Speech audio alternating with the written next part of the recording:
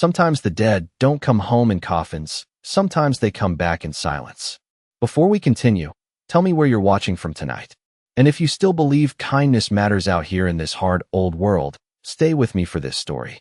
The wind came first, cold enough to cut through oak walls and old leather.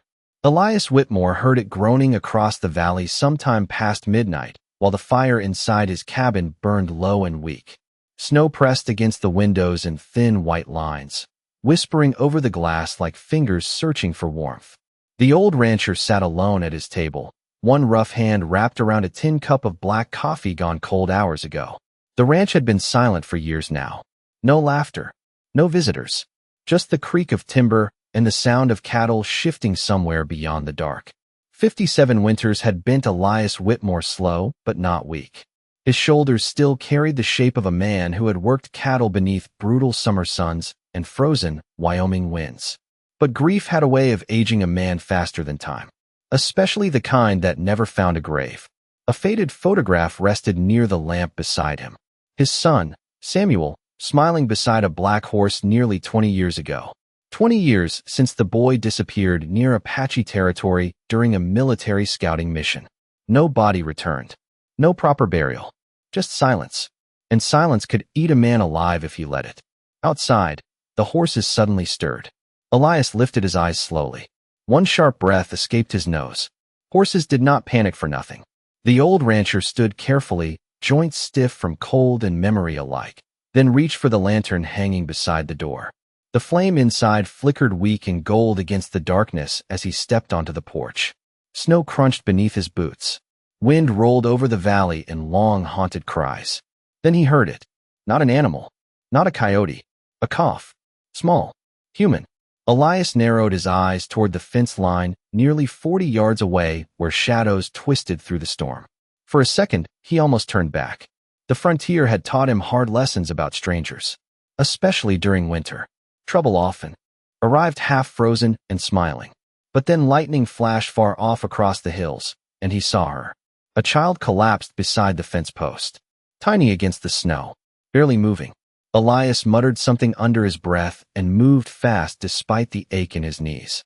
By the time he reached her, snow had already gathered across her dark hair and shoulders.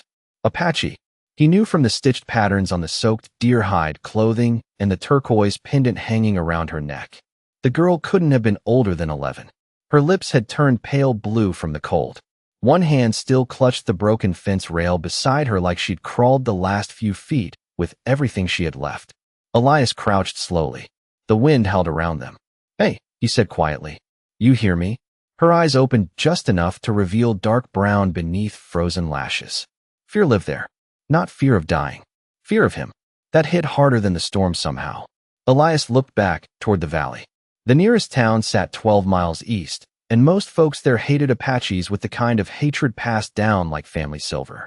Bringing this girl into town would get her turned away at best. Worse if certain men were drinking tonight.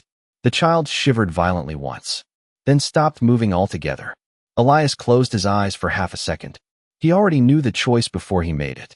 "Damn it," he whispered softly. He removed his heavy wool coat and wrapped it around her small frame before lifting her carefully into his arms. She weighed almost nothing. That bothered him more than it should have. Snow whipped against his face as he carried her toward the cabin. The girl stirred weakly against his chest. One trembling hand gripped the front of his shirt. Elias felt the turquoise pendant press against his skin through the fabric. Strange thing was, it looked familiar. Inside the cabin, warmth hit slowly but steady. Elias kicked the door shut behind him and laid the child carefully beside the fireplace.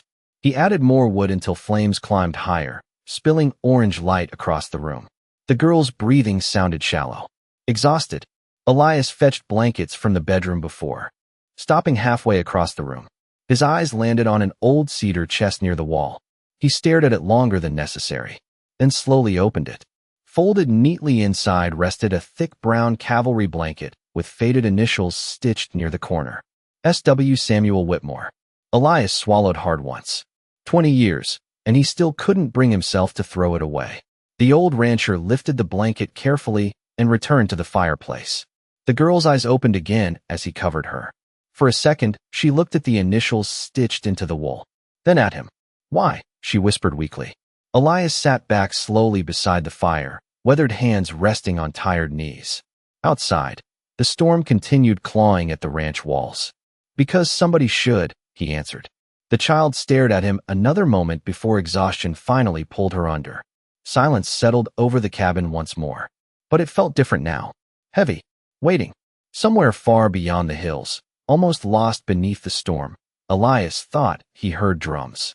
Morning arrived slowly over the valley, gray and bitter cold. Snow still clung to the fences and cattle posts like old ghosts refusing to leave.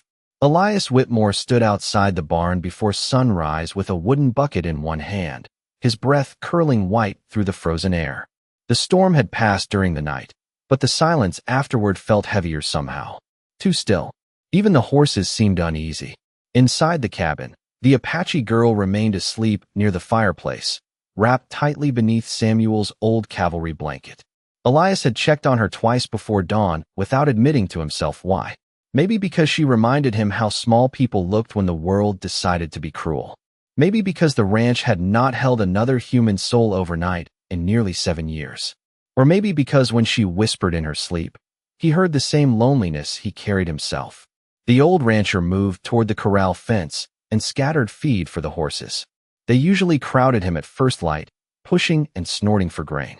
This morning they barely touched it.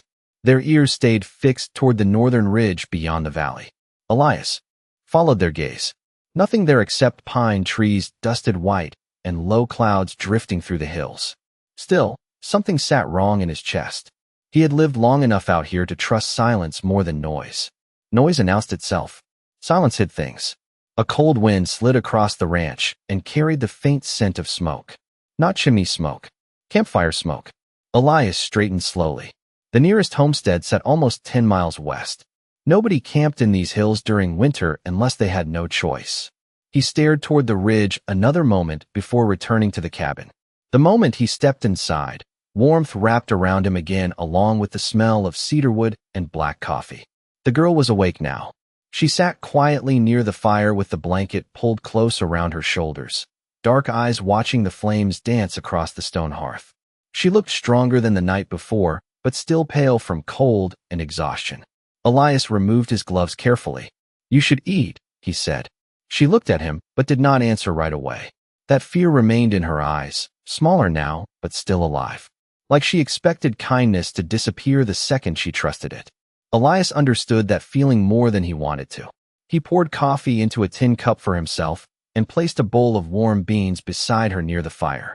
Steam rose softly into the room.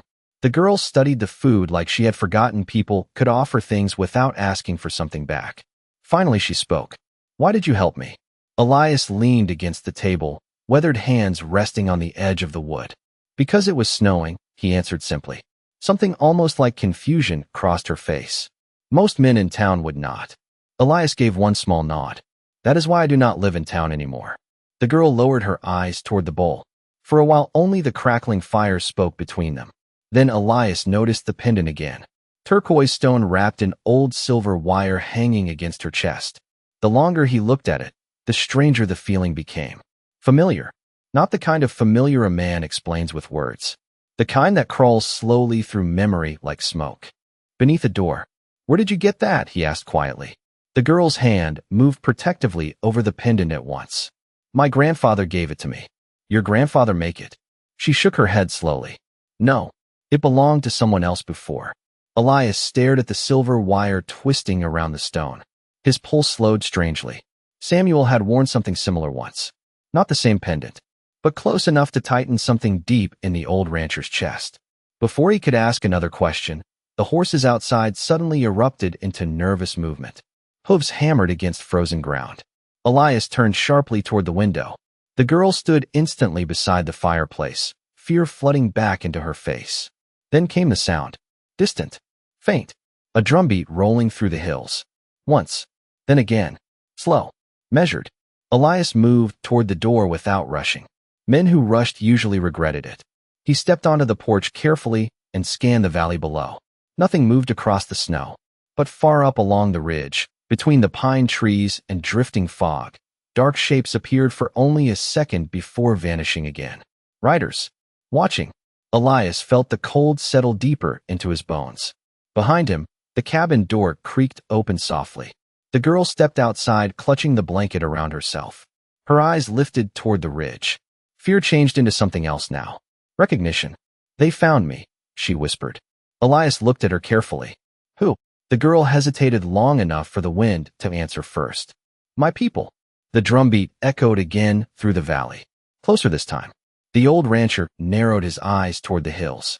He counted 3 shadows between the trees before they disappeared once more. Scouts. Not attacking. Waiting.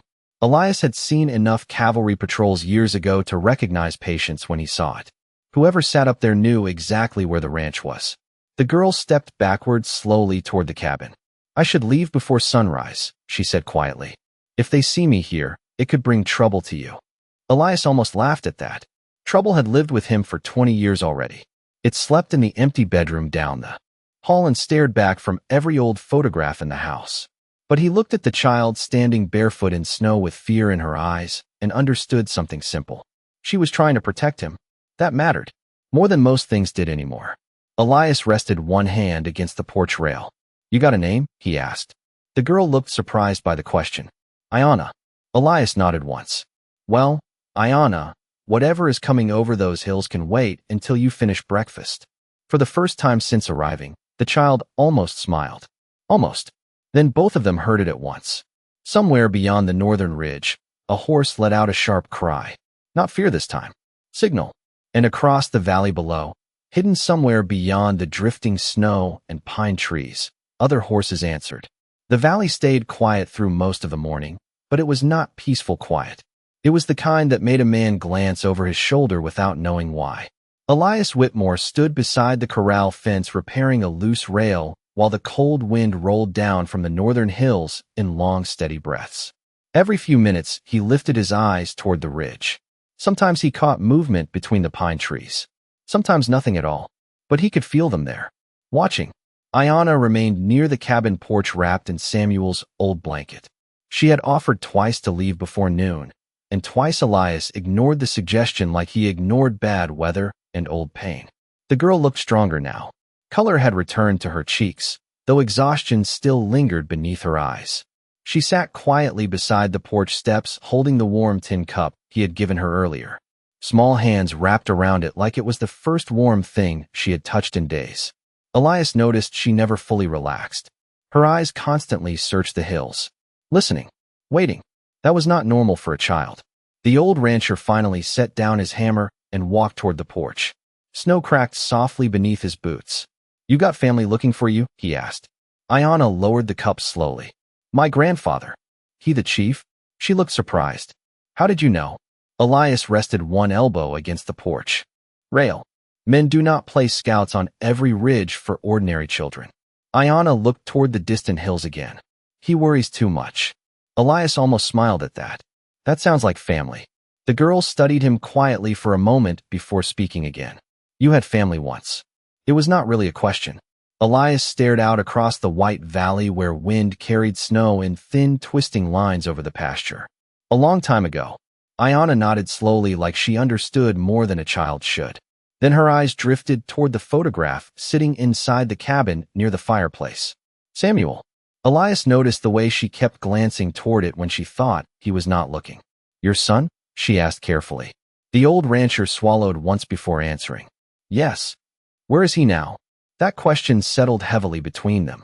Elias had spent 20 years answering it the same way because the truth hurt less when spoken plainly. "Gone." Ayana looked down into the steaming cup.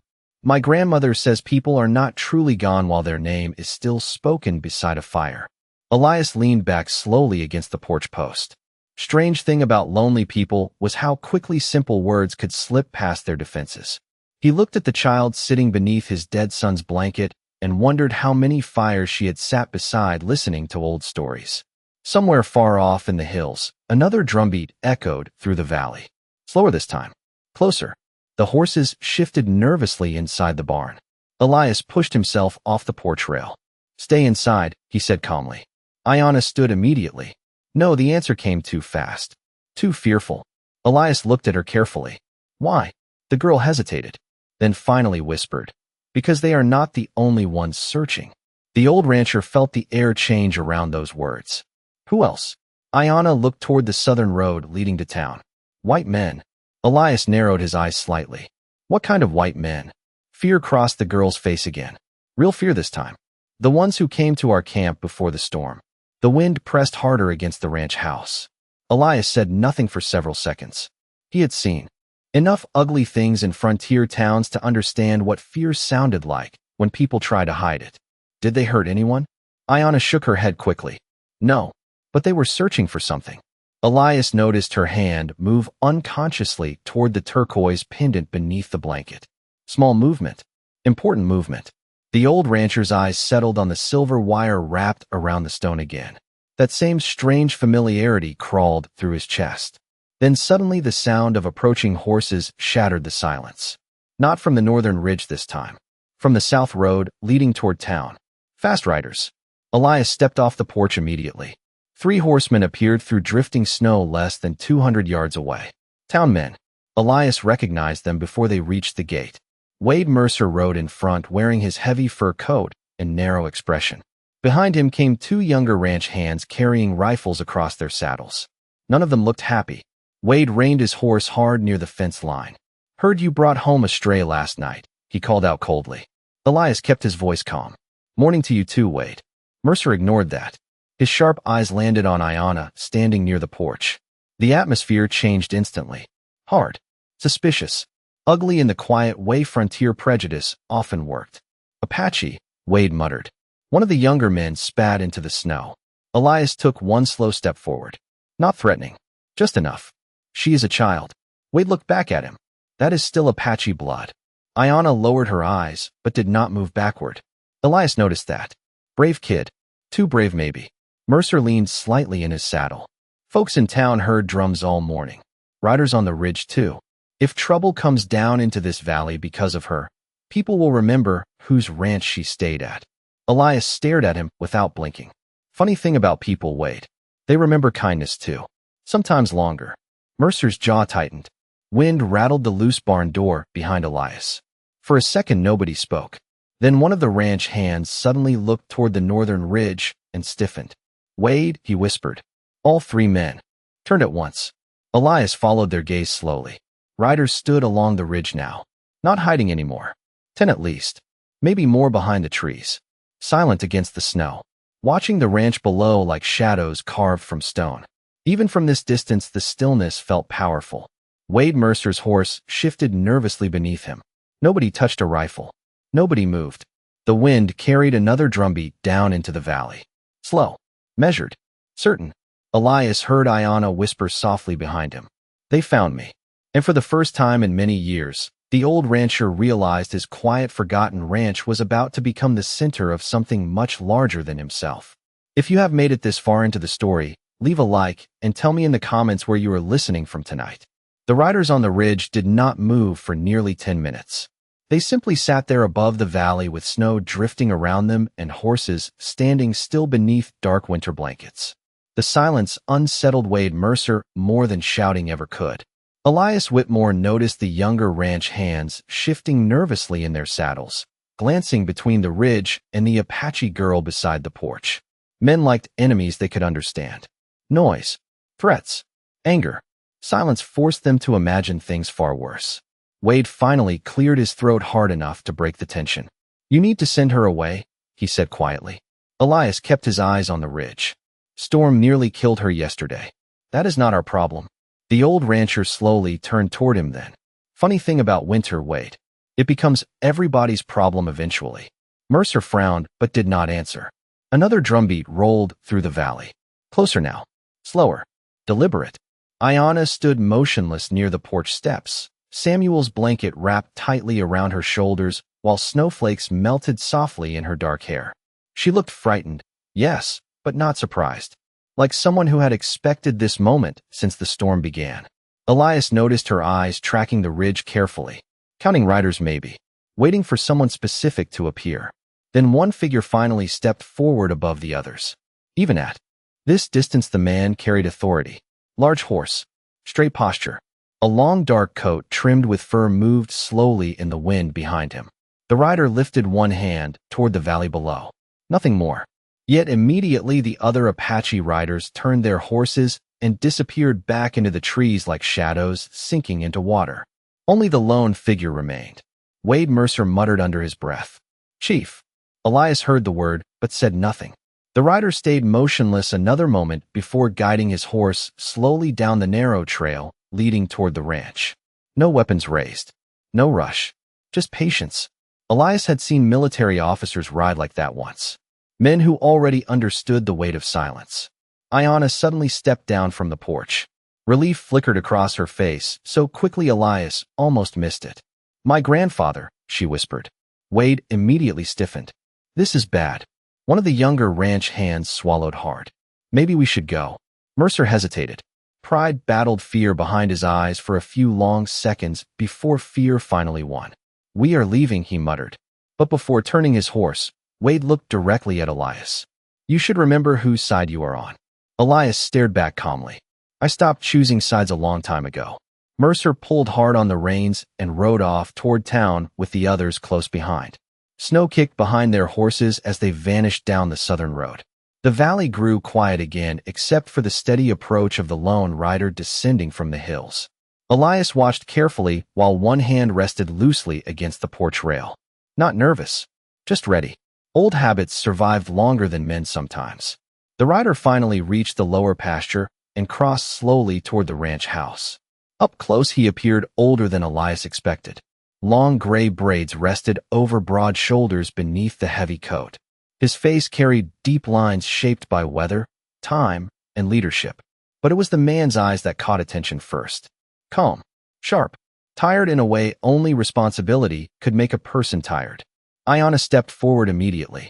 The old chief dismounted before reaching the porch and rested one gloved hand gently against the girl's shoulder. No dramatic reunion. No speeches. Just relief hidden beneath dignity. Elias respected that. The chief looked over the child carefully. "You are unharmed?" Ayanna nodded once. "He saved me from the storm." The chief's eyes lifted slowly toward Elias Whitmore. For several seconds neither man spoke. Wind moved softly through the valley carrying the smell of pine, smoke, and snow. Finally the Apache leader inclined his head slightly. "You opened your home when others would not." Elias shrugged faintly. It was cold outside. Something almost like amusement touched the old chief's expression. Most men find easier excuses. Ayanna stepped closer to her grandfather and spoke quietly in Apache. Elias could not understand the words, but he noticed the moment the chief's attention shifted toward the turquoise pendant resting against the blanket. The older man's expression changed slightly. Careful now. Measuring. Then his eyes moved toward Samuel's initials stitched into the old cavalry blanket around the child's shoulders. For the first time since arriving, the chief looked genuinely unsettled. Elias noticed immediately. "Something wrong?" he asked. The old chief remained silent for a long moment. Then he stepped closer toward the porch. "Where did you get this blanket?" Elias glanced down toward the faded initials. "It belonged to my son." The wind seemed to stop moving for one strange second. Ayanna looked between both men without understanding. The chief studied Elias Whitmore carefully now, as though seeing him for the first time beneath the years and gray hair. "Your son," he repeated quietly. "What was his name?" Elias suddenly felt tension settle low in his chest. "Samuel." The old chief's eyes lowered briefly toward the snow. Respect. Grief. Recognition. Something heavy passed across his weathered face before disappearing again beneath calm control. "Samuel Whitmore," he said softly, almost to himself. Elias straightened slightly. "You knew him?" Ayanna looked sharply toward her grandfather. The old chief did not answer immediately. Instead, he removed his gloves slowly while snow drifted around the porch. In thin silver lines. His hands looked old and scarred from years beneath frontier sun and winter cold. One finger wore a silver ring carved with small patterns Elias recognized from the pendant around Ayanna's neck. The chief reached carefully inside his coat and withdrew something wrapped in worn leather. Small. Rectangular. Protected like it mattered. Elias felt his pulse slow the moment the old man held it out. "Your son gave this to my people many winters ago," the chief said quietly. Elias unfolded the leather carefully with rough hands. Inside rested an old brass cavalry badge tarnished by time, but unmistakable. Samuel's initials had been carved carefully into the back. The old rancher stared at it without breathing. 20 years vanished all at once. Snow. Firelight. His son laughing beside the barn before riding west and never returning.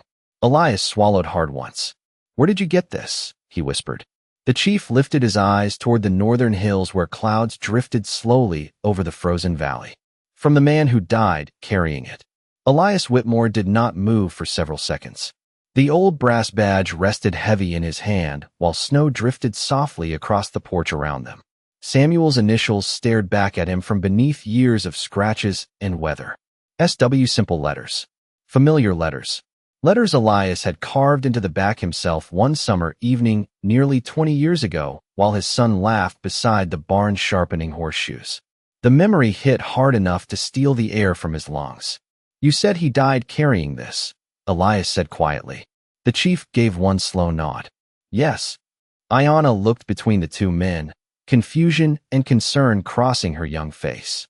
She understood enough English to follow the grief even if she did not understand the history behind it. Elias closed his weathered fingers around the badge carefully. Not tight, just enough to feel it real against his skin. For 20 years he had buried Samuel in his mind 1,000 different ways because the frontier never gave family certainty. Men vanished into snowstorms, deserts, wars, rivers. Sometimes all a father received was silence. And silence eventually became its own kind of grave. The old rancher finally lifted his eyes. "Tell me." The chief looked toward the northern hills again before speaking. "Not here." Wind pushed snow through the valley in thin, silver waves. Elias noticed the old Apache leader scanning the ridges while speaking. Careful, alert, like a man expecting unwanted company. "You said others were searching for her," Elias said, glancing toward Ayanna. "White men." The chief's jaw tightened slightly. "Men from Black Hollow." Elias recognized the name immediately. Mining country nearly 30 miles east beyond the frozen ridges. Rough men worked those hills. Silver hunters. Traders. Men who valued profit more than decency. Trouble traveled fast out of Black Hollow. "Why are they after a child?" The chief exchanged a quick look with Ayanna before answering. "Because she found something they should never possess." Elias noticed again the way Ayanna's hand drifted protectively toward the turquoise pendant beneath Samuel's blanket. The old rancher's eyes narrowed slightly. "That pendant." The girl lowered her gaze. The chief stepped carefully onto the porch, boots creaking softly against old wood. "Inside," he said quietly. Elias hesitated only a moment before stepping aside. The warmth of the cabin wrapped around them as they entered. Firelight danced across rough timber walls while the smell of cedar smoke filled the room. Ayanna moved immediately toward the fireplace, but the chief remained standing near the door, like a man too accustomed to danger to fully relax indoors. Elias placed the brass badge carefully on the table beside Samuel's photograph. The sight of both together unsettled him deeply, past and present suddenly sitting inches apart. "Start talking," Elias said softly. The chief removed his coat slowly. Beneath it he wore dark buckskin clothing marked with faded stitching and small scars earned through long years of survival. 20 winters ago," he began, "your son crossed our territory with soldiers." Elias lowered his eyes slightly. Samuel had joined military scouts young. Too young in Elias's opinion. But boys became men quickly out here, or the land buried them. "There was sickness in our camp that winter," the chief continued. "Children dying from fever. Soldiers were told to avoid us." Ayanna sat silently near the fire listening carefully now. "Most did," the old man said. "Your son did not." Elias looked up sharply. The chief's expression remained calm, but heavy with memory. "One night, Samuel Whitmore rode into our camp alone, carrying medicine stolen from his own supply wagon." Elias frowned. "Samuel would not steal." "No," the chief answered quietly. "He called it returning what should have been shared." Fire cracked softly in the silence that followed. The old Apache leader moved closer to the table where Samuel's photograph rested beneath flickering lantern light. "He stayed 3 nights helping our healer treat the children." Elias stared at the floorboards beneath his boots. That sounded exactly like Samuel. Foolishly kind sometimes. Too willing to carry burdens belonging to strangers. The same trait that once drove Elias's late wife nearly crazy with worry. Then why did he never come home? The chief's eyes darkened slightly. Because some men fear kindness more than war. Wind rattled the cabin windows. Outside, horses shifted uneasily in the corral again. Elias felt tension return instantly. What happened? He asked. Before the chief could answer, Iana suddenly stood near the fireplace. Grandfather. Her voice carried warning. All three of them froze. Then Elias heard it too. Hooves. Fast. Multiple riders approaching from the southern road again. The old rancher moved immediately toward the window. 5 riders this time. Maybe 6. Snow sprayed behind them as they rode hard toward the ranch. Not townsfolk. Different horses. Different posture. Elias narrowed his eyes. Black coats. Rifles across saddles. Men from mining country. Inside the back room, the chief said quietly to Iana. She obeyed instantly without argument. That alone told Elias enough. The old rancher looked toward the Apache leader. Friends of yours? The chief's face hardened. No. Outside, the riders pulled hard on their reins near the fence line. One man dismounted immediately. Tall, thin, expensive coat beneath rode dust and snow. Elias recognized greed. Faster than faces these days, and this man carried it openly. The stranger stepped toward the porch while 2 others remained mounted behind him, holding lanterns against the gray winter afternoon. Afternoon, the man called out smoothly.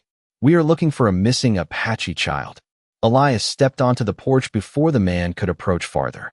Snow drifted around both men, while cold wind carried the scent of horses and distant smoke. You found a ranch, Elias answered calmly. The stranger smiled thinly. Name is Victor Hale. We have reason to believe the girl came this way after the storm. Elias noticed the chief standing silently inside the cabin doorway behind him. Victor Hale noticed too. The smile faded slightly. Well now, Hale muttered. That explains the riders on the ridge. Nobody moved for several long seconds. The mining man finally brushed snow from his gloves. Truth is, he said carefully, the child belongs to us. Elias felt something cold settle beneath his ribs. Not fear. Instinct. Old frontier instinct warning him a storm much worse than snow had just arrived at his front gate. The wind sharpened across the valley as Victor Hale stepped closer to the porch, snow crunching beneath polished boots that did not belong on frontier ground. Elias Whitmore noticed details the way old ranchers always did. Expensive gloves. Silver watch chain beneath the coat. Clean beard despite hard weather. This was not a man who worked land with his hands. This was a man who paid others to carry danger for him. Behind Hale, the mounted riders remained silent near the gate, rifles resting across their saddles, while horses breathed clouds of steam into the cold afternoon air. The Apache chief stood just inside the doorway behind Elias, still as carved stone. That child does not belong to you, the chief said calmly. Hale smiled again, though less comfortably this time. Depends who is telling the story. Elias folded his arms slowly against the porch rail. Then tell yours. Hale glanced toward the cabin windows before answering. A few weeks ago, my men discovered something valuable near Black Hollow. Very valuable. The chief's expression darkened slightly. Sacred ground, he said quietly. That is what you disturbed. Hale ignored him. The girl witnessed the sight before my men secured it. Then she disappeared during the storm, carrying an item that belongs to my company. Elias felt the word company sour the air worse than smoke. Men like Victor Hale turned mountains into money and called it progress. Pendant? Elias asked. Hale's eyes shifted instantly toward him. Small movement. Honest movement. Yes. Silence settled again beneath the wind. Elias slowly turned his head toward the cabin doorway where Iana remained hidden inside the back room. He remembered the fear in her face when she spoke of white men searching. Not anger. Fear. That told him enough already. Hale stepped forward another pace. Look, old man, I am trying to keep this civilized. The old rancher almost laughed at that. Civilized was a word dangerous men loved using before taking things. That pendant was found on Apache land, the chief answered. It belongs to our people. Hale's jaw tightened. That pendant points to silver deposits worth more than this entire valley. There it was. Truth finally showing its teeth. Elias felt disappointment settle heavily in his chest, though he was not surprised. Men had killed friendships, families, and towns chasing silver through these mountains. Greed always arrived dressed nicely at first. So this is about money, Elias said quietly. Hale removed one glove slowly, and brushed snow from his coat sleeve. This is about ownership. The Apache chief took one measured step onto the porch beside Elias now. The contrast between the two older men struck strange against the winter light. One wore faded buckskin and old scars. The other worn ranch clothes stained by years of hard weather. Different worlds. Same tired eyes. Your people think ownership means paper and gold, the chief said calmly. Our people think ownership means memory. Hale exhaled sharply through his nose. Beautiful speech. Still does not change the law. Law changes every 10 years out here, Elias muttered. Mountains stay. The wind carried another distant drumbeat through the valley. Hale noticed it immediately. So did his riders. Unease shifted among the horses near the gate. Elias watched Victor Hale carefully then. Beneath the expensive coat and smooth words lived fear. Not fear of guns. Fear of losing control. You should leave before nightfall, the chief warned quietly. The ridge will not remain patient forever.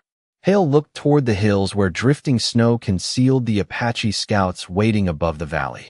Then he looked back toward Elias. You really want to stand between this ranch and a mining company over one child? Elias leaned one shoulder against the porch post. No. Hale looked relieved for half a second. Then Elias continued. But I do not much like men hunting children either. The relief vanished instantly. One of the riders near the gate shifted his rifle slightly higher across the saddle. Not threatening exactly, just reminding everyone it existed. Elias noticed the chief noticed it too. The air grew tighter after that. Careful, Hale said softly. Winter makes accidents easy out here. Elias stared at him for several long seconds before answering. Funny thing about winter. It also buries evidence deep. Even Hale smiled faintly at that one. Dangerous men respected old wolves when they saw them. Before another word could be spoken, the cabin door behind them creaked softly open. Ayanna stepped out slowly wrapped in Samuel's blanket, the turquoise pendant visible against the wool. The moment Hale saw it, his expression changed completely. Hunger. Pure and immediate. There it is, he whispered. Ayanna froze beneath his stare. The chief stepped slightly in front of her at once. Hale held up both hands calmly. Easy now. Nobody wants trouble. Elias did not believe that for 1 second. The mining man slowly reached inside his coat. Elias tensed immediately, but Hale only withdrew a folded piece of paper. He held it carefully between gloved fingers. You know what this is? Hale asked. Nobody answered. Map coordinates. He smiled faintly. That pendant reveals where the mountain opens. The chief's eyes hardened. You dig there, the mountain will collapse. Hale shrugged slightly. Then we dig carefully. You do not understand, the old Apache leader said. Quietly. That place is older than your maps. Older than your town. Our people protected it long before your railroads arrived. Hale looked unimpressed. And now the world changes. Elias looked toward Ayanna then. The child clutched the pendant tightly against her chest while fear and responsibility battled behind her eyes. Too much responsibility for someone so young. He had seen that same look once before on Samuel's face the morning the boy rode away to join military scouts. Young people carrying burdens older men created. The old rancher suddenly felt very tired. Hale carefully folded the paper again and slid it back inside his coat. I will return tomorrow morning, he said calmly. By then I expect the pendant waiting for me. The chief said nothing. Elias said nothing. Hale stepped backward off the porch into falling snow. One more thing, he added, glancing toward Elias Whitmore. If riders start gathering in these hills tonight, your ranch may become the first place people blame when things go bad. Then he smiled softly. Frontier towns are not known for gratitude. The riders turned their horses and disappeared slowly back toward the southern road. Long after they vanished into the snow, nobody on the porch moved. Finally, Ayanna whispered quietly, They will not stop. The chief lowered his eyes toward the valley below. No, he answered softly. Men chasing silver never do. Elias looked at Samuel's old badge still resting on the table inside the cabin beside the photograph. Then toward the northern ridge where unseen riders waded through snow and silence. Somewhere deep beneath all that cold, he could already feel the valley changing around him. And somehow, against all reason, it felt like his son had ridden back into his life carrying unfinished business. Thank you for staying with this story this far through the snow, silence, and dust. Night settled over the valley early beneath heavy winter clouds. By sunset, the mountains had disappeared completely behind drifting snow and blue-gray darkness. Elias Whitmore stood outside the barn, fastening the last lantern beside the corral gate, while cold wind rolled across the pasture hard enough to sting his eyes. The ranch no longer felt like his quiet, forgotten corner of the frontier. It felt watched. Every shadow between the trees carried weight now. Every sound mattered. Somewhere beyond the northern ridge, Apache scouts remained hidden among the pines. Somewhere beyond the southern road, Victor Hale and his men prepared to return. And caught between both worlds stood one exhausted old rancher who only wanted peace and somehow kept finding ghosts instead. The horses sensed it too. They shifted restlessly inside the barn, stomping against frozen boards while warm breath drifted through lantern light in pale clouds. Elias ran one rough hand along the neck of his oldest mare, calming her quietly. "Easy now," he murmured. But truth was, he was speaking to himself as much as the horse. Behind him, the cabin door opened softly. Ayanna stepped onto the porch, carrying Samuel's old blanket tightly around her shoulders. Firelight glowed behind her against the snow like something fragile trying to survive the cold. "My grandfather says you should sleep tonight," she said carefully. Elias almost smiled at that. "Your grandfather ever owned cattle?" The girl shook her head. "Then he does not know ranchers." A faint laugh escaped her before disappearing into the wind. Strange how quickly small sounds of life changed a place. This ranch had spent years sounding hollow. Now even a child's laughter felt unfamiliar enough to stop the old man for a second. Ayanna stepped carefully through the snow toward the barn. "You really are not afraid?" she asked. Elias hung the lantern hook beside the stable door before answering. "Afraid of what?" "The men from Black Hollow. The riders in the hills. Everything happening because of me." The old rancher leaned one shoulder against the barn wall and looked out across the dark pasture. Snow moved through the valley in silver ribbons beneath moonlight, breaking faintly through clouds.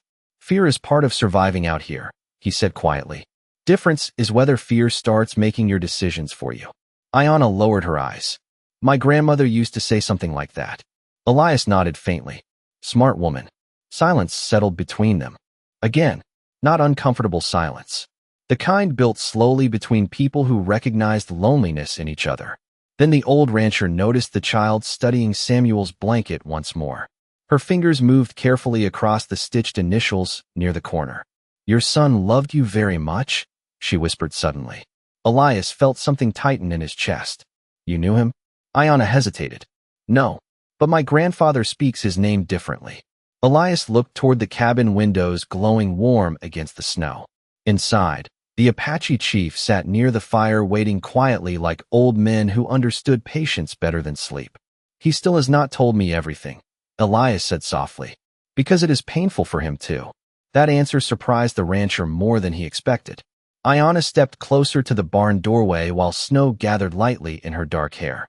"My grandfather says your son saved many people." Elias stared out across the valley again. Samuel had always tried saving people. Animals. Strangers. Broken things. It used to drive Elias crazy when the boy gave away supplies to travelers passing through bad winters. "You cannot rescue the whole world," Elias once told him years ago. Samuel just smiled and answered, "Maybe not, but somebody should try." Strange how memory waited quietly for years before ambushing a man in moments like this. The old rancher swallowed hard once.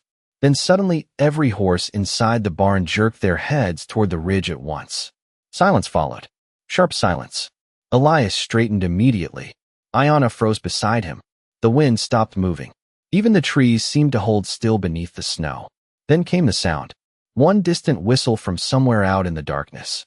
"Human," answered seconds later by another farther east. "Signals." Elias narrowed his eyes toward the hills. "Inside," he said quietly. Ayanna did not argue this time. Both of them moved toward the cabin quickly, but without panic. Panic made noise, and noise attracted trouble on the frontier faster than blood sometimes. The Apache chief was already standing by the time they entered. He had heard it too. "Scouts," Elias muttered. The old chief nodded once. "Not ours." Ayanna's face paled slightly. The fire cracked softly inside the cabin while wind pushed against the walls outside. Elias crossed toward the rifle mounted above the fireplace and lifted it carefully into his hands. Not threatening. Prepared. There was a difference. How many men does Hale have, he asked. Enough to believe money makes him powerful, the chief answered quietly. Another whistle echoed through the valley. Closer now. Then silence again. Elias moved toward the front window and carefully lifted one edge of the curtain. Nothing outside except drifting snow and darkness stretching across the pasture. But years on the frontier taught men how to recognize danger before seeing it. The valley felt wrong. Too still. Then Ayanna suddenly whispered behind him. The lantern. Elias looked sharply toward the barn. The lantern he hung earlier beside the stable door had gone out. The old rancher frowned. Wind could not have reached it beneath the overhang. Stay here, he said quietly. The chief stepped beside him immediately. You should not go alone. Elias gave one dry half-smile. Been alone most my life. Still, the Apache leader followed him onto the porch without another word. Snow drifted softly across the yard, while both older men stood listening beneath the cold night sky. The barn sat nearly 40 yards away beyond the corral fence, dark now except for faint moonlight reflecting across the roof. Elias tightened his grip slightly on the rifle. Then they both heard it. Hoofbeats. Slow. Intentional. Not approaching from the road this time. From the pasture behind the ranch. The old rancher and the Apache chief turned together toward the darkness beyond the frozen field. A single rider slowly emerged through the falling snow. The rider moved slowly through the snow like he belonged to the darkness itself. Moonlight touched the edges of his horse and long coat, while cold wind carried the soft creak of saddle leather across the frozen pasture. Elias Whitmore kept the rifle low beside his leg, not pointing it, but not careless either. Beside him, the Apache chief stood silent beneath the porch lantern with one hand resting calmly against the handle of a worn knife at his belt. Neither man trusted surprises anymore. The rider finally stopped near the outer fence roughly 30 yards from the cabin. He did not dismount, did not speak immediately. Snow drifted between them while horses inside the barn stomped nervously against old wood. Then the stranger slowly lifted both hands away from his saddle. Easy, he called quietly. I came alone. Elias narrowed his eyes. The voice sounded young. Too young for the amount of caution riding beneath it. That usually means trouble followed behind, the old rancher answered. The rider gave a faint, tired smile. Tonight, probably. The Apache chief stepped one pace forward into lantern light. Recognition crossed his face instantly. Nolan Reed, he said quietly. The rider lowered his head slightly in respect. Chief Dakota. Elias glanced between them carefully. Friend of yours? No, Dakota answered. But he once rode beside your son. The valley suddenly felt colder. Elias studied the young rider harder now. Nolan Reed looked no older than 30. Thin from winter travel. Dark stubble along his jaw. Eyes carrying the exhausted alertness of a man who slept lightly and trusted little. Snow covered his shoulders and hat brim, but not enough to hide the old cavalry scarf tied around his neck. Elias recognized the faded military stitching immediately. You knew Samuel? Nolan slowly dismounted from the horse. Yes, sir. That answer landed harder than Elias expected. For 20 years, Samuel Whitmore existed mostly in memories and unanswered questions. Now strangers kept arriving carrying pieces of him like old ghosts crossing snow. Nolan removed his gloves carefully while approaching the porch. I would not have come if things were not turning bad fast. Elias watched him climb the steps without lowering the rifle completely. Start talking. Nolan looked first toward the hills surrounding the ranch, then toward Ayanna watching silently through the cabin window behind them. Victor Hale is not after silver alone, he said quietly. Dakota's expression hardened slightly. We know. Nolan shook his head. No, you know part of it. Wind rattled the porch lantern. Overhead, the young rider reached slowly inside his coat and withdrew a folded paper map stained by snow and road dust. Elias immediately recognized the careful markings spread across it. Mining routes, mountain trails, survey lines. Nolan held it carefully against the lantern glow. Black Hollow investors found more than silver beneath those mountains, he whispered. They found army records. Elias frowned. What kind of records? Nolan hesitated long enough to make the silence uncomfortable. Records tied to Samuel Whitmore. Dakota lowered his eyes briefly. The old chief already understood where this was heading. Elias felt something tighten beneath his ribs again. Say it plain. Nolan swallowed once. Your son discovered military officers planned to force Apache families off sacred land near the mines 20 years ago. Snow whispered across the porch boards. Samuel tried warning Takota's people. Elias stared at him without blinking. Deep down, none of this surprised him. Samuel had inherited too much of his mother's heart to stand quietly beside injustice. Nolan continued carefully. The army called him a traitor after that. Takota's voice remained low and steady. He chose mercy instead of orders. Elias looked down at Samuel's brass badge resting in his weathered hand. Suddenly the years of silence made terrible sense. Not accident. Not disappearance. Betrayal. The frontier buried truth easier than bodies sometimes. Nolan folded the map again. Victor Hale recently bought abandoned military records from an old railroad office in Cheyenne. He discovered what Samuel protected before he died. Ayanna slowly stepped onto the porch behind them now, blanket wrapped tightly around her shoulders. Her eyes remained fixed on Nolan. "The mountain chamber," she whispered softly. Nolan nodded once. "Hale believes the chamber contains enough silver to buy half the territory." Takota's face darkened beneath the lantern glow. That place was never meant to be opened. Elias looked toward Ayanna. "You found it." The child hesitated before answering. "I followed one of Hale's miners after they broke the outer stones." Fear crossed her face again, remembering it. The mountain started shaking. "My grandfather said the spirits were warning us." Nolan carefully crouched beside the porch rail so his voice would not carry far into the wind. Whether spirits are real or not, the danger is. The chamber sits beneath unstable rock veins. If hail blasts inside carelessly, half that ridge could collapse. Elias exhaled slowly through his nose.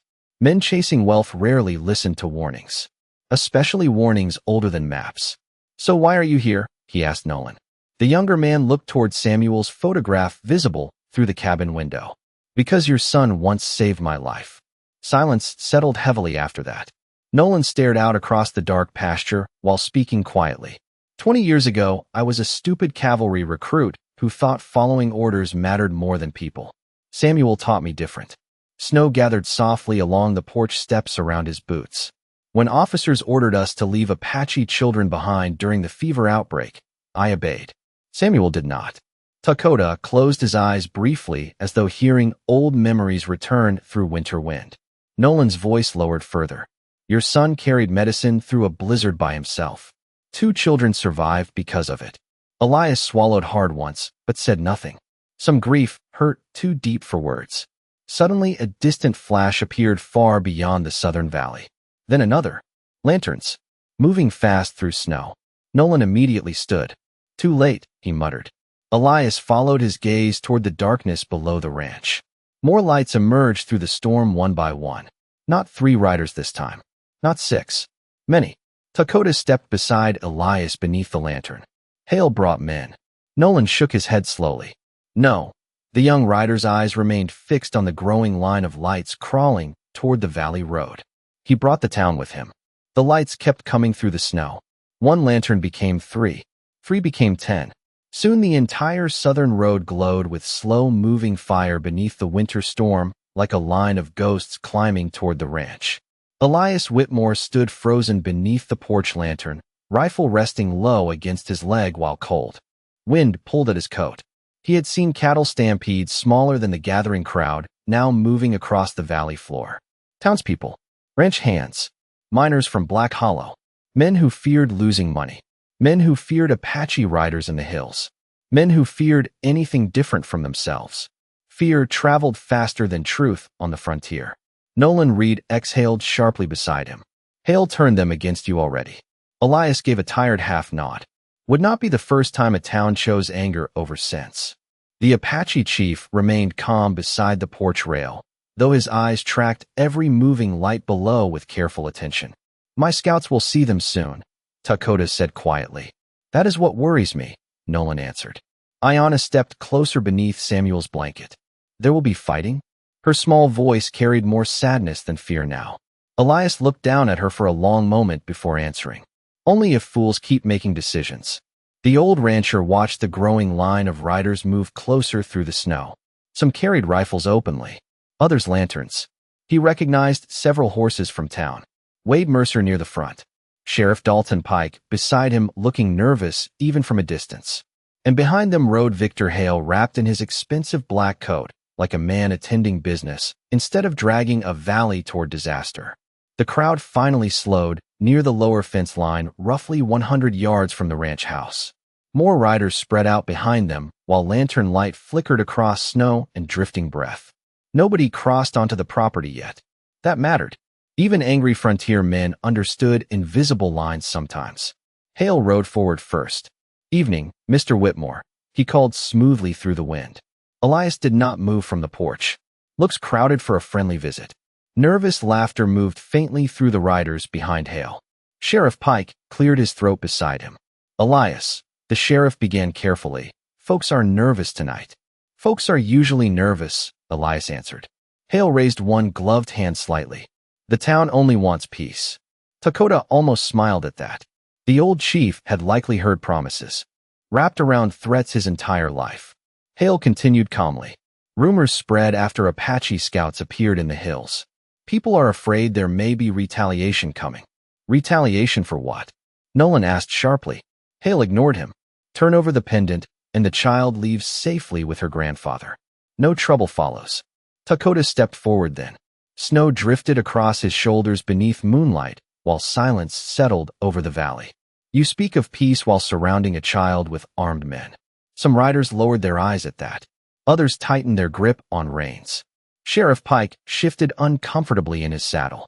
Elias noticed. The sheriff was not cruel, just weak. The frontier produced plenty of weak men willing to follow louder voices. "People are scared," Pike muttered quietly. Dakota looked directly at him. "Fear does not excuse dishonor." Nobody answered immediately.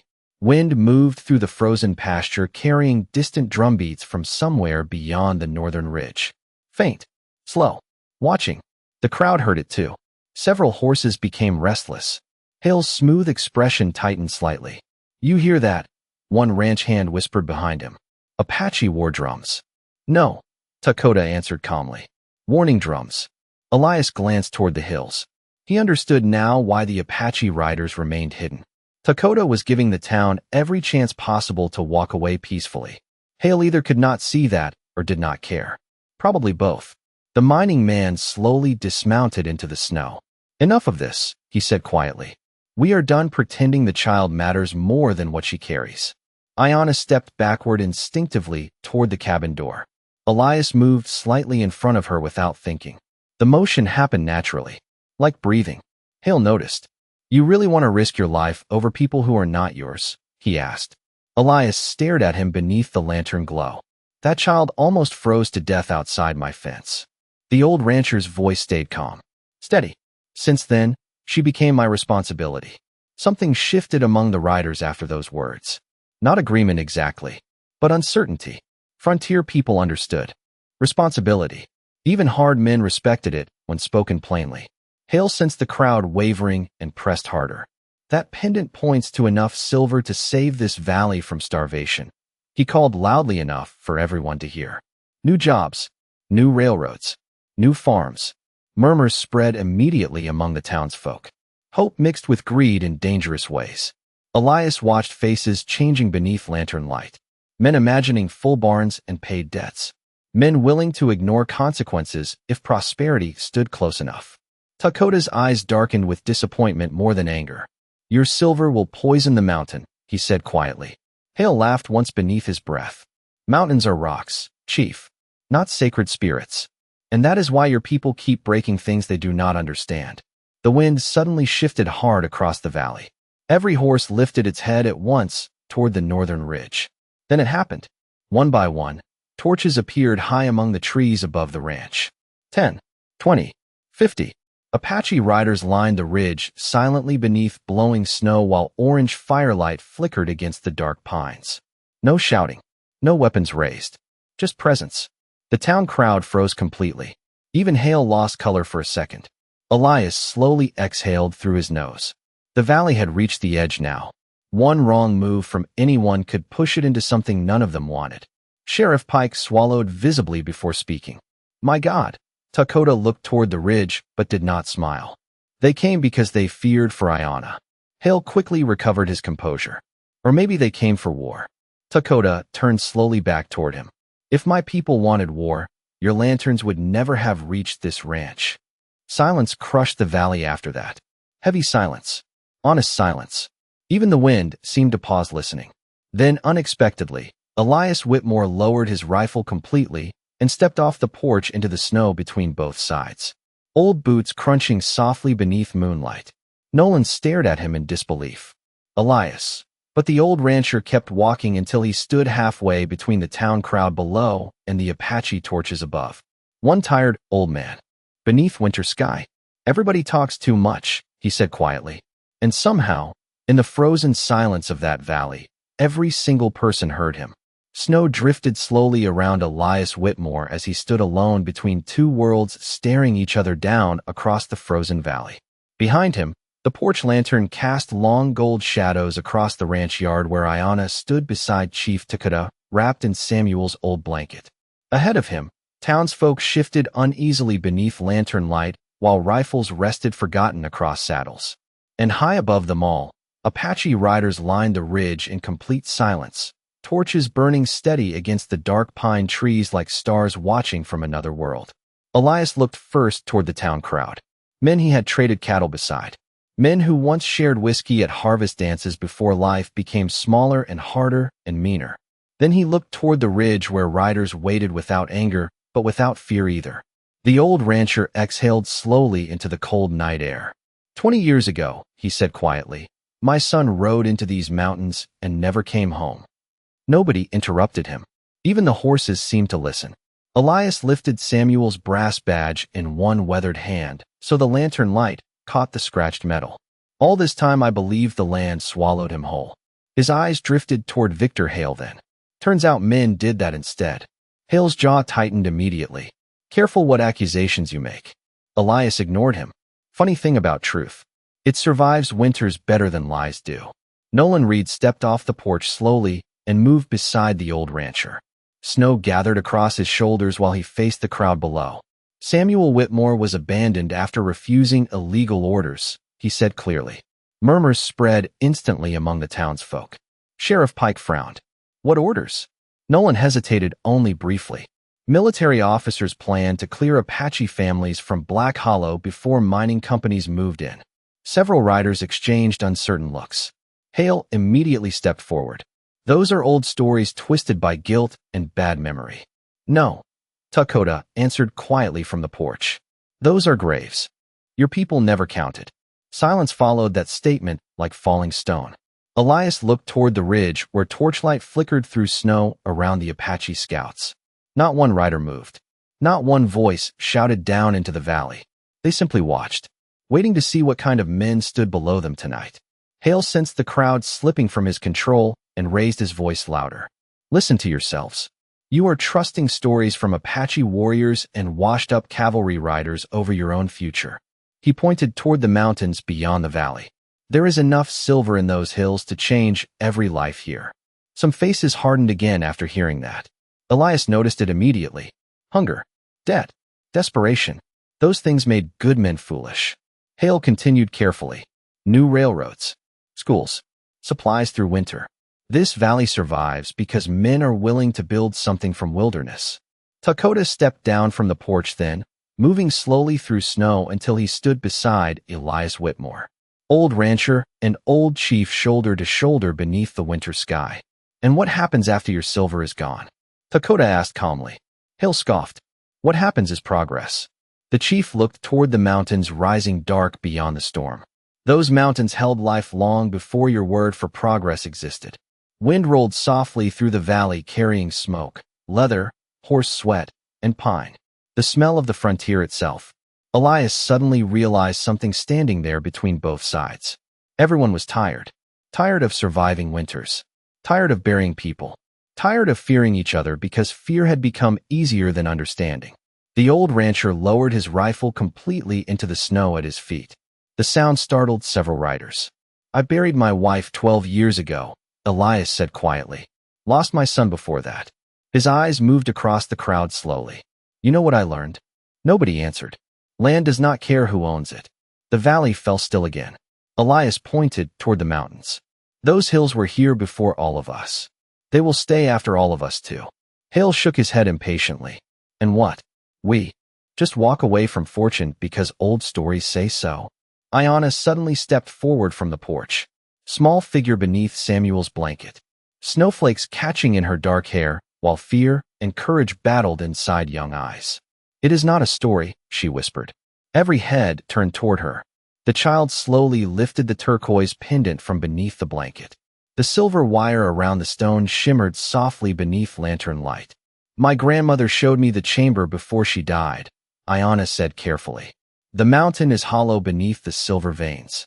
If blasting starts, the whole ridge could collapse into the valley. Uneasy murmurs spread again among the riders. Hale immediately laughed sharply.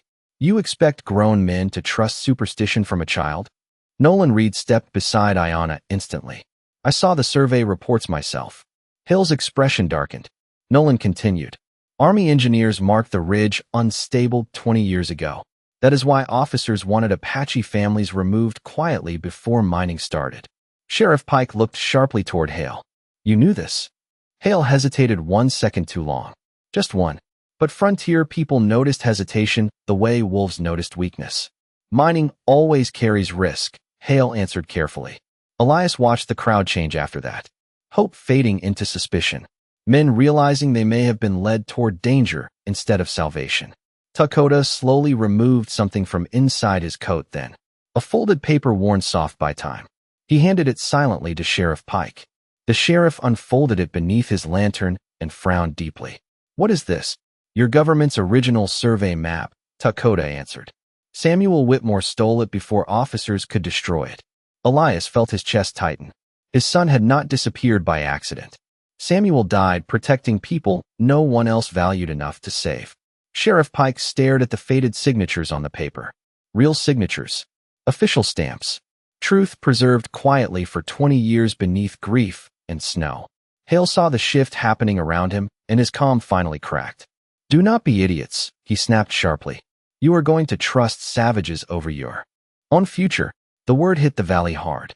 Several townsfolk lowered their eyes immediately afterward, ashamed of how ugly it sounded out loud. Dakota did not react with anger. Somehow that made it worse. The old chief simply looked tired. Your future, he said quietly, does not need to begin with destroying ours. Silence settled one final time across the frozen ranch. Deep silence. Honest silence. Then slowly, almost reluctantly, Sheriff Pike folded the survey map and looked toward Victor Hale. I think this meeting is over. Hale stared at him in disbelief. You cannot be serious. Pike glanced toward the ridge filled with silent Apache riders, then toward Elias Whitmore standing beneath snowfall beside the child he rescued from the storm. No, the sheriff answered softly. I think we have been foolish long enough. No one moved for several seconds after Sheriff Pike spoke. Snow drifted quietly through the valley while torchlight from the ridge flickered against the dark trees above. The crowd that had arrived angry now sat uncertain in their saddles, glancing between Victor Hale, the Apache riders, and the old rancher standing in the middle of it all with snow collecting across his shoulders. Elias Whitmore suddenly looked older beneath the winter sky. Not weak, just worn by years carrying grief no one bothered asking about. Hale stared at the sheriff in disbelief. You are making a mistake, he said sharply. Pike folded the survey paper carefully and tucked it inside his coat. Maybe, but it will not be tonight's mistake. Some of the riders behind him slowly lowered their rifles completely. Others looked embarrassed to still be holding them at all. Elias noticed Wade Mercer near the back of the crowd, avoiding his eyes. That stung more than anger somehow. Men who shared coffee with you for years could still choose fear the moment pressure arrived. The frontier had a way of exposing what lived inside people when winter became hard enough. Victor Hale stepped forward through the snow, boots sinking deeper with every step. Do you really think this changes anything? He asked quietly. There is silver in those mountains. Investors already paid for claims. Men already signed contracts. Dakota's voice remained calm beside Elias. Then perhaps men should stop selling land they do not understand. Hale turned toward the Apache chief, with frustration finally replacing his polished manners. You people keep talking about spirits and sacred ground while the rest of the world moves forward. Dakota looked toward the mountains rising dark beyond the storm. The world always moves forward. The question is whether it leaves wisdom behind while doing so.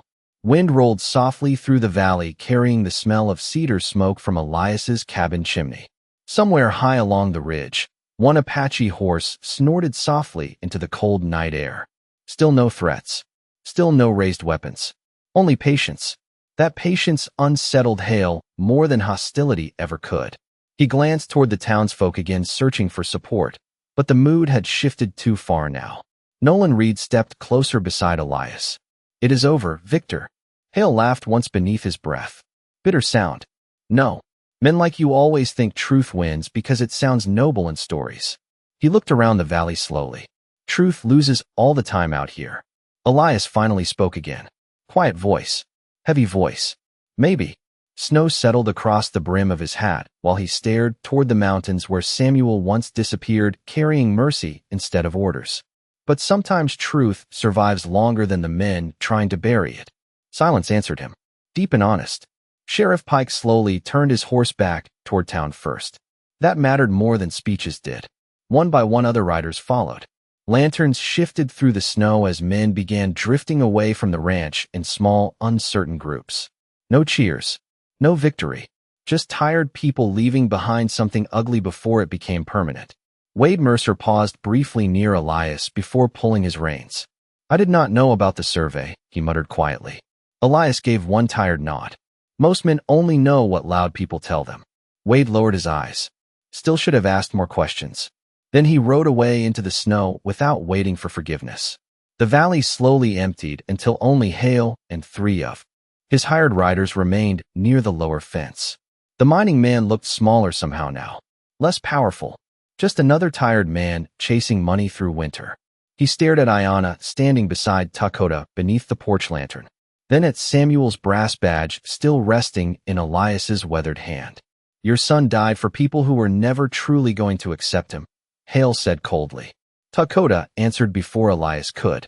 "No, he died because he accepted us first." Hale's jaw tightened hard enough to show through the snow gathering across his beard. For one brief moment Elias almost pitied him.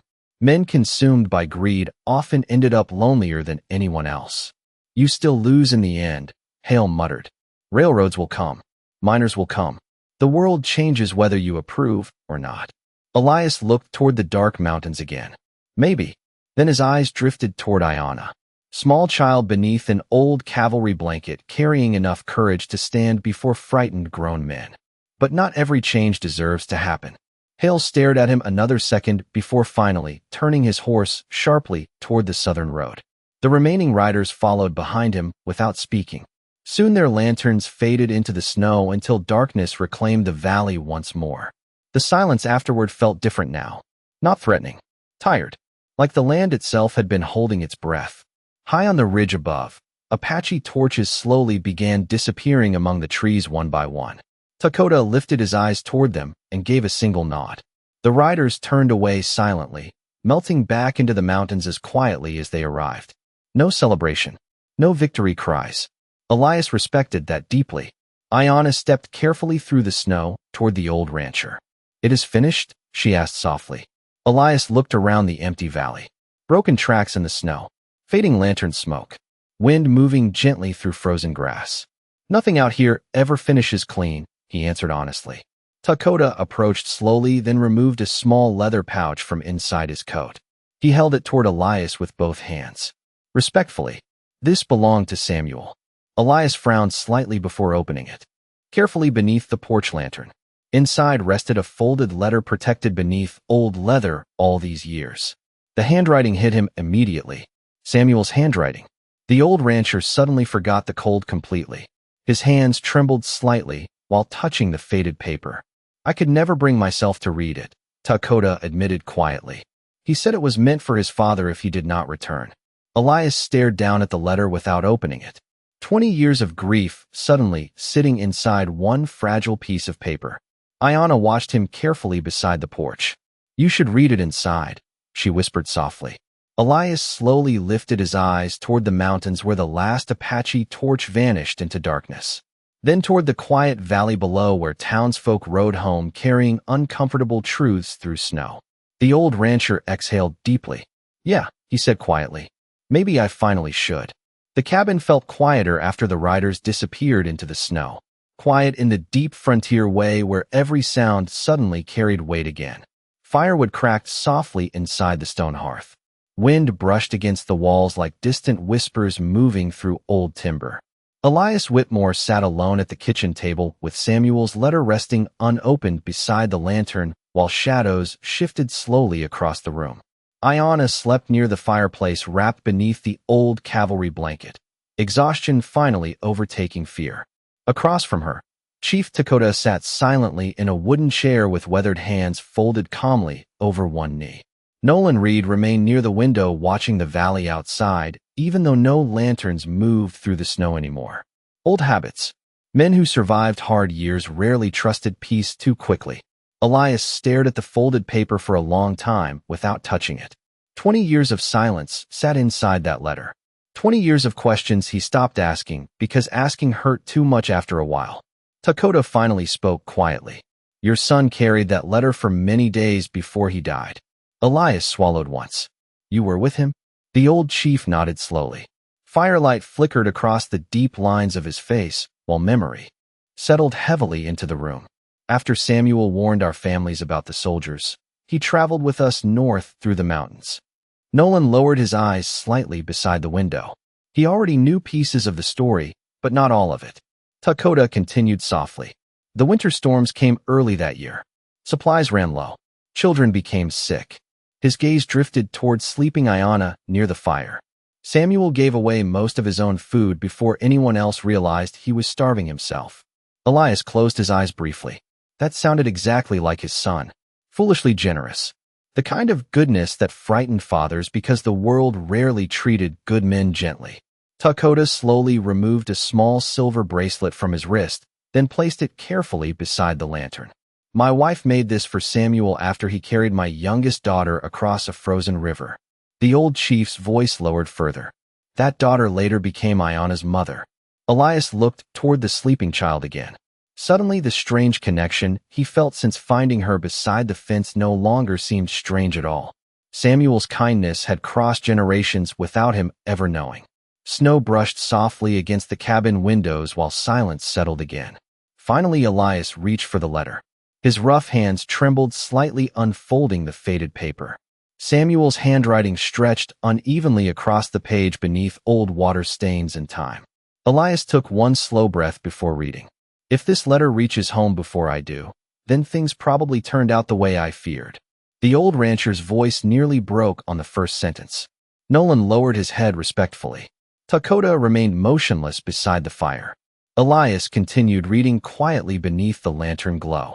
Father, I know you always said the frontier forces men to choose what kind of people they become. I think I finally understand what you meant. The officers here want Apache families removed before the mining companies arrive. They call it progress. But I have eaten beside these people. I have carried their sick children through snow. I cannot pretend they are enemies just because somebody rich wants silver. Beneath their homes. Elias paused briefly. Fire cracked softly behind him. His son's voice suddenly felt alive again inside the room. I know you may not agree with what I have done. Truth is, I am not sure I fully understand it myself. But there is a little girl here who laughs exactly like Mother used to when she thought nobody was listening. There are old men who pray before sunrise because they still believe the land hears them. There are families trying to survive winter same as us. Elias swallowed hard and continued. Maybe that is what people forget most out here. We all suffer the cold the same way. Ayanna shifted slightly in her sleep beside the fire, but did not wake. Dakota's eyes remained fixed on the flames while memories older than snow moved quietly behind them. If I do not make it home, Elias read softly. Please do not waste your life hating anyone for it.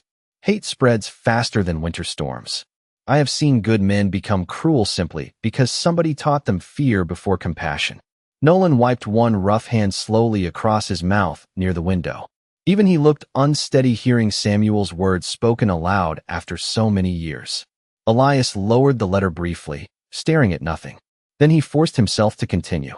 Tell Father, I finally understand why he kept helping strangers even when nobody thanked him. A man becomes poor the moment he stops recognizing himself in other people. The old rancher stopped reading completely after that. His eyes blurred against the lantern light. For several seconds, nobody in the cabin spoke. Wind moved softly outside through the frozen valley while firelight flickered gold against old wood walls. Finally, Dakota rose slowly from his chair. Samuel died carrying medicine through the mountains during the second storm, he said quietly. Not for warriors. For children. Elias lowered his head. Grief sat differently now. Not lighter exactly, but cleaner somehow. Like the truth finally gave shape to years of empty silence. Dakota stepped toward the old rancher carefully. Your son was never forgotten among my people. Then the chief did something unexpected. He placed one weathered hand gently against Elias Whitmore's shoulder. Respect from one old man to another. Nothing dramatic. Somehow that made it stronger. Every winter, Dakota continued softly, our fires still speak his name. Elias looked toward the silver bracelet beside the lantern, then toward Ayanna sleeping safely beneath Samuel's blanket. The old rancher suddenly understood something simple and painful all at once.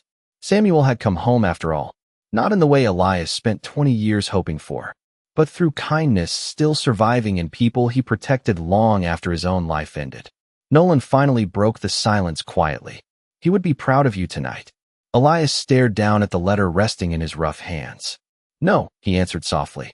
Truth is, tonight I finally became proud of him. Outside, the snowstorm began to ease for the first time in days.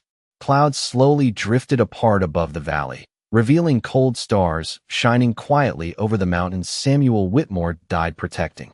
Morning arrived slowly over the valley beneath pale gold sunlight and fading storm clouds. Snow covered the ranch in smooth, untouched blankets stretching across fences, rooftops, and frozen pasture, while thin smoke drifted quietly from the cabin chimney into the cold Wyoming sky. For the first time in many years, Elias Whitmore woke without the weight of unanswered questions pressing against his chest. The grief remained. Grief always remained. But now it had shape, meaning. His son had not vanished forgotten beneath frontier dust. Samuel Whitmore died protecting people who still spoke his name beside winter fires. Somehow that changed everything. Elias stood outside the barn with a steaming tin cup warming his hands while horses fed quietly nearby. The valley felt different this morning. Lighter.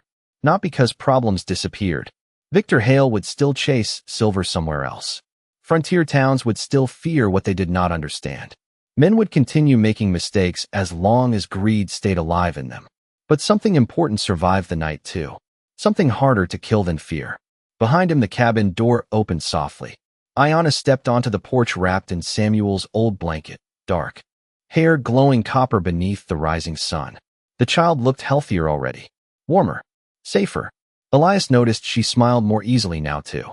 Small smiles. Careful smiles. But real ones. You wake early, she said softly. Elias glanced toward the cattle. Animals do not care much about old men needing sleep. Ayanna laughed quietly beneath her breath. The sound carried gently through the cold morning air. Somewhere near the ridge above the valley, a hawk cried once beneath the brightening sky. Dakota emerged from the cabin, next carrying a small leather bundle beneath one arm. The old chief walked slowly across the snow toward Elias, boots crunching softly with each step. Nolan Reed followed behind him, already saddling his horse near the corral. Travelers always left early in winter country. The mountains respected no schedule except their own. Dakota stopped beside Elias and looked out across the valley where sunlight touched the snowfields in pale, silver waves. Your land is peaceful, the chief said quietly. Elias snorted softly. Only because trouble finally got tired. Dakota almost smiled at that. For a while both old men stood in silence watching morning settle across the ranch. Different lives. Different histories. Same understanding of loneliness and weather and survival. Then Dakota held out the leather bundle. For you. Elias frowned slightly before accepting it.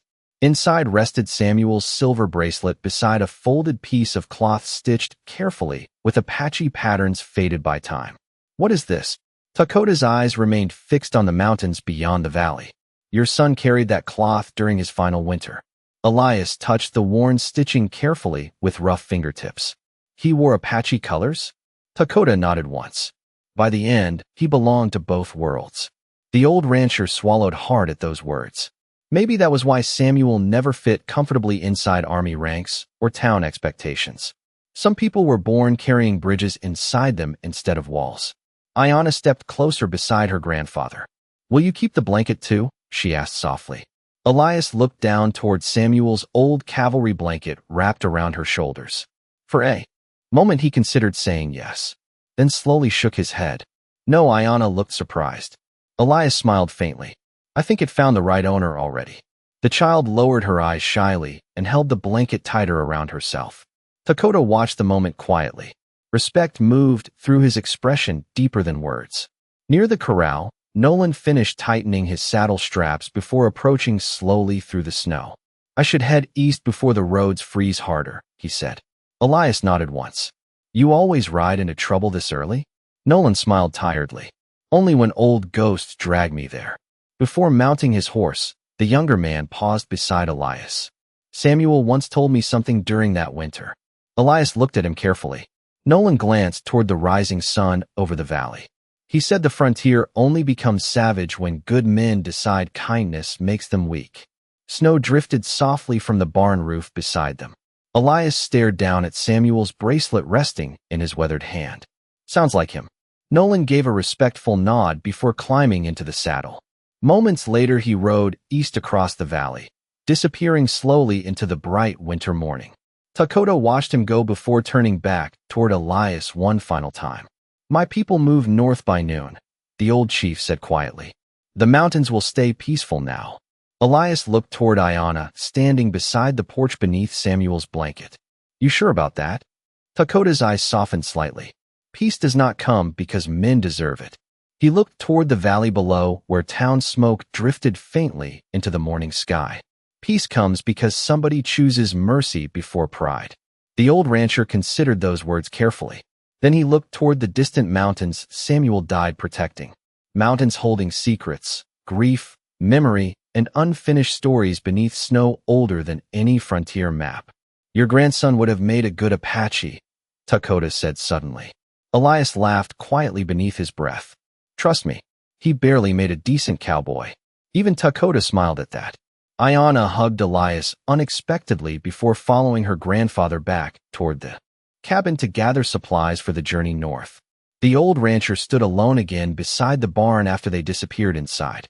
But the loneliness felt different now, softer somehow, like the ranch itself remembered how to breathe again after years of silence. Hours later, as Apache riders moved quietly across the northern ridge beneath winter sunlight, Elias Whitmore remained standing near the fence watching them go. Ayanna turned once from horseback and lifted one small hand toward him before vanishing among the pines beside her grandfather. Elias lifted his hand back slowly. Then the valley became quiet again except for wind moving through frozen grass and distant horses fading into the mountains. The old rancher looked down at Samuel's letter one last time before folding it carefully inside his coat above his heart. Out here, justice rarely arrived with gunfire or glory. Sometimes it arrived quietly on a freezing night beside a dying fire. Sometimes it wore the face of a frightened child asking for warmth. And sometimes, if a man stayed alive long enough to see it, kindness found its way home through the snow carrying the voice of someone he thought he lost forever. Thanks for watching this story. Subscribe to the channel for more heartfelt stories. Your support helps keep these stories alive. Tell me in the comments what you felt about this story and what kind of stories you want to see next. See you in the next story.